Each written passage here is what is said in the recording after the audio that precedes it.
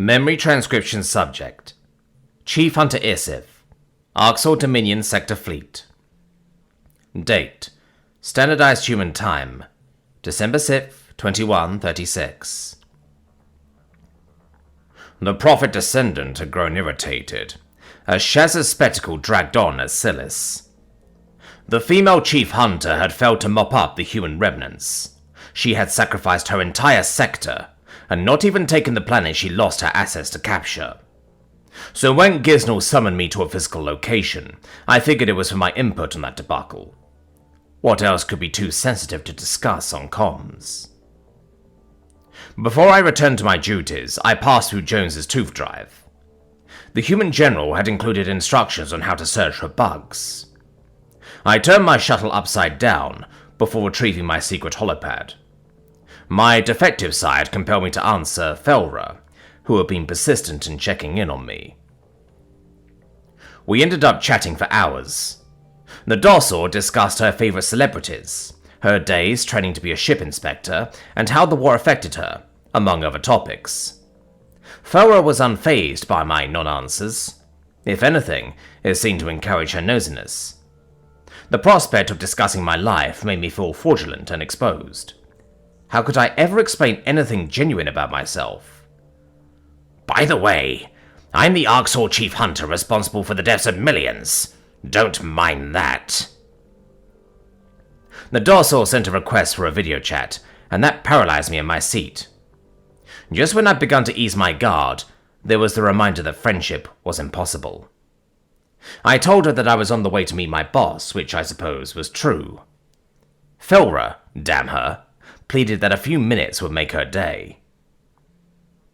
Why wasn't I able to refuse that request? It took me a few seconds to set my video to off and apply a voice modulator filter to my audio. This was all going to come to an end when she asked why I switched off my camera and disguised my voice. There was no prey-like explanation to that effect. Scifi! Oh! A young Dossor with ginger and white fur blinked onto my screen. Where's your video? You can't be that ugly, man. I showed my face. I drew a shuddering breath. Felra, I don't know how to say this. Robotic voice. Okay, not gonna lie, this is creepy. Are you actively hiding everything about yourself, or trying to be weird? It's better if the camera is off, and if you don't hear my real voice. I'm a predator. Felra was silent for a long moment, mulling over my confession. I could see the gears spinning in her beady eyes, before her nostrils twitched with surprise. The Dossor proceeded to express relief, followed by a bout of laughter. She gave me an encouraging ear flick, which wasn't the reaction I was expecting. You're a human, she explained. That explains everything. Why you're so closed off and peculiar.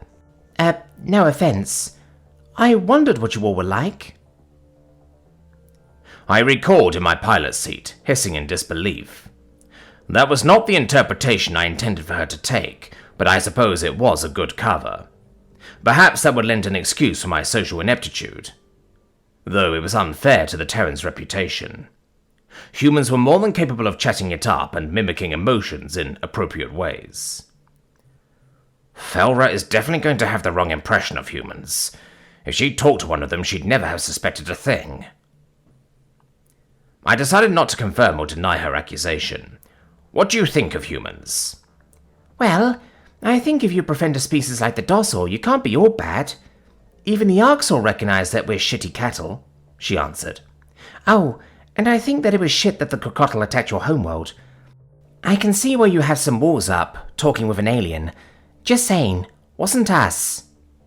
Wait, so you're not bothered by me being a predator? I'm not anything like an average human, to be frank. My emotions deviate far from a Terran baseline. You told me you deserved to be alone, and I'll assume it was because of that. I'm sorry that your culture made you feel that way. If you feel safe reaching out to me, I'm honored. I see. And the Federation? What do you think of them? I understand the whole cultural tampering, and that I should feel hatred, but honestly, we would have never industrialized without their uplift. How will we build great machines from scratch? Even walking. We use carts to traverse alien cities. I guffawed in spite of myself, picturing this creature perched on a motorized stand. Felra made a valid point about the Dossel's debt to the Federation. Had those meddlers not noticed the native wildlife bore signs of sapience, Melo would be a different planet today. In their particular case, outside intervention was necessary to facilitate their advancement. Felra flashed her tiny front teeth.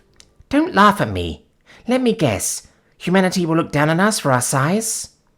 I cannot speak for Earth, I growled awkwardly. My assessment is that many Terrans will want to pick you up or pet you. Humans think small animals are cute. But you don't? I don't debase myself by infantilizing creatures. It's not something I've given active thought to. Testy, are we? I am insulted by the premise. As if I could find an alien cute and do that whole fawning expression and baby voice. I wouldn't mind. I bet you could do it well. Please, show me this baby voice. No filter. Very few herbivores try to rile up a predator. Well, I'm a special gal, Scifi. You're sure funny when you're fired up. I am tired of this conversation. I said I was only speaking for a little bit, and I don't want to hear from you for a few hours. I hung up with a huff, refocusing on the landing protocols. Despite my best attempts to scare Felra off, I'd only seemed to invite provocation. With such important tasks ahead, I needed to quash whatever of my defective side had arisen. Prophet Descendant Giznel was hosting our meeting in an unmanned station, and he had just confirmed my docking request. Focusing on neutralizing my expression, I steeled myself for Betterment's unavoidable demands. My shuttle coasted down at a leisurely pace. The time to clear my thoughts was welcome. If Giznel ever learned that I was befriending prey from my sector, he'd see that my head was removed from my shoulders. There could only be my fantastic persona among my people.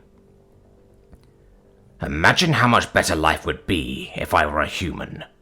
I wouldn't have all this baggage to my name. The shuttle slotted into the docking clamps, and I heaved a weary sigh. At least my disdain for Shazza didn't require acting. If I could persuade Giznel to withdraw from Silis, that would take a weight off the UN's back. There was also valuable information I could attain for General Jones. It was my role to keep Earth apprised of threats.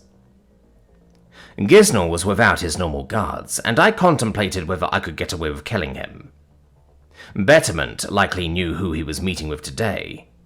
He'd be replaced by a descendant not as partial to me. Assassination was a surefire way to blow my cover. I disembarked, dipping my head with respect. Yes, sir.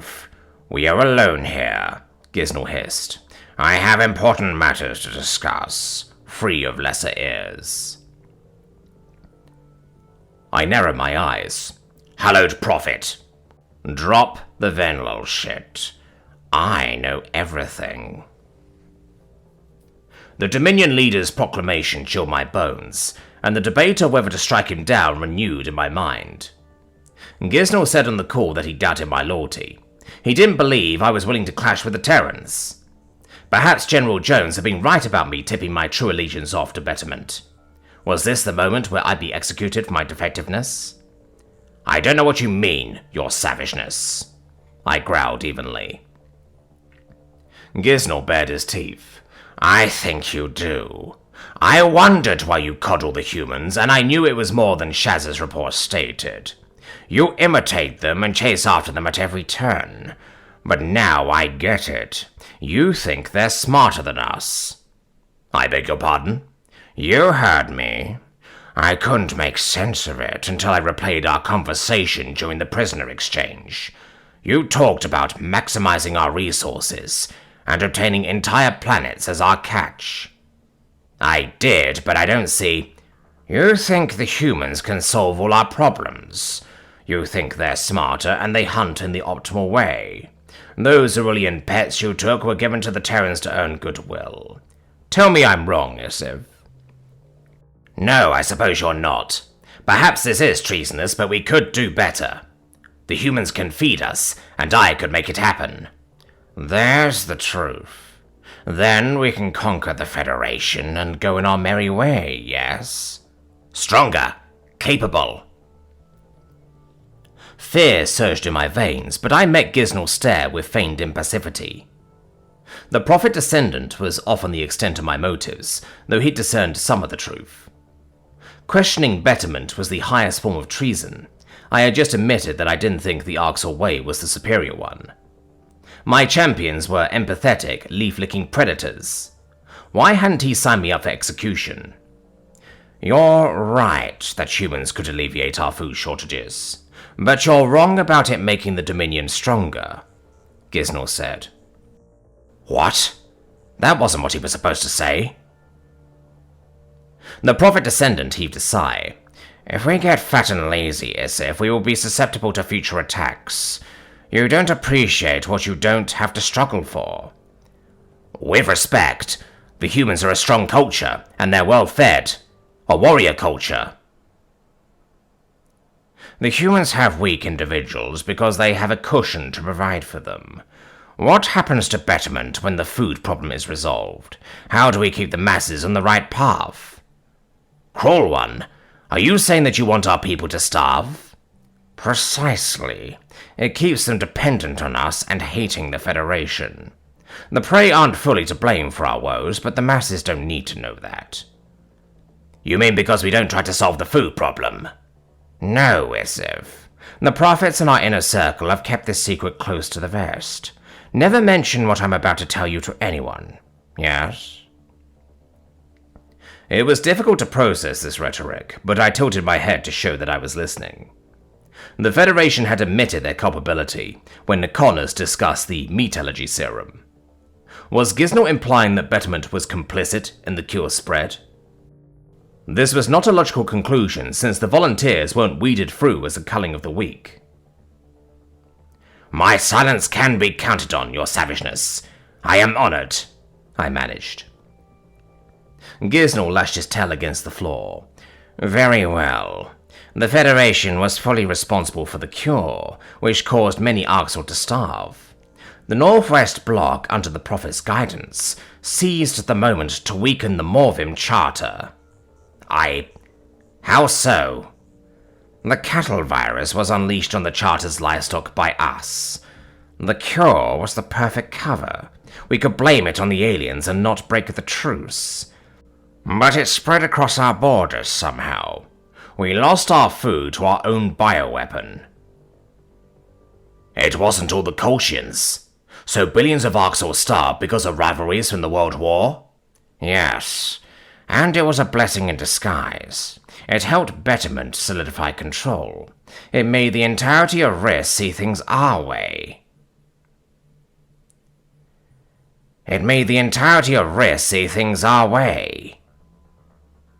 My maw hung agape as I fitted this new information into my past knowledge. That explained why Chief Nicholas had denied the cattle allegations during Solani's interview. The Kolshians had no part in slaughtering livestock with pathogens. The herbivores deserved our hatred, but the worst blow to Arxel civilization was self-inflicted. That entirely altered my perspective of why we were starving. It could have just been a few 100,000 volunteers killed by the cure. Instead, my entire race has been reduced to animals. I was livid at the Betterment Office for perpetrating such falsehoods. There were so many factions that could use this information. General Jones needed this on her desk promptly. The Arxel rebels, who were searching for fuel to resist Betterment, could gain support too. Even non-defective citizens would seek consequences against those responsible for starvation. This revelation could destabilize the Dominion's grasp on society, just as Solani had crippled the Federation. Unfortunately, Giznel wasn't stupid enough to blab about this to a reporter. I was his lone confidant, and I had no proof that such claims weren't Terran propaganda. Betterment could dismiss me as a human sympathizer if I spoke out to my peers. So, you see, we need to maintain the balance of power, Scifi. If there was a surplus of food, that would spell the end for us, Giznel concluded. I need you to limit your trade and infatuation with the humans. I forced a neutral expression. Of course. I would not wish to weaken betterment. You needed only to say as much. Good. As for ending the war, the Federation doesn't want the war to end any more than we do. The Kolshians and the Farsal couldn't maintain control over such a large herd without an enemy. They hate us. They wish we didn't exist. Oh, of course they do. But there's a reason they teach other prey to run away and never attack. If we press the Federation core walls, I have a hunch they can muster up their numbers all of a sudden. Giznel's theory made gruesome sense the longer I contemplated it. It explained why the Kolshians mounted a bold-faced offensive on Terran allies, but never went after Dominion worlds and outposts. The United Nations wasn't content to raid a few planets and call it a day, nor did they plot a forever war for control. The humans sought peace and reconciliation, and that made them an immediate threat. Zhao wants to destroy the Federation. Add in exposing the truth about omnivores. Humans set that in motion. That theory holds water. I blinked my eyes, and my thoughts drifted to Felra. The docile were at risk of attack just for siding with the humans. Our cruelty helps the ringleaders keep the other prey afraid.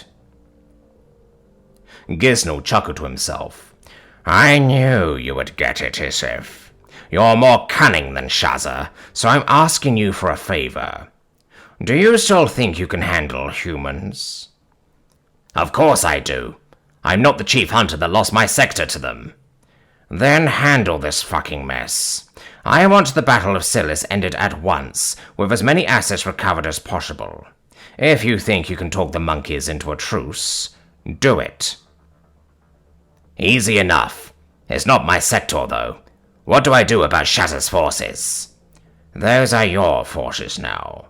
I'm putting her sector under your control, effective immediately. While you're getting a handle on the situation, dispose of Shazza.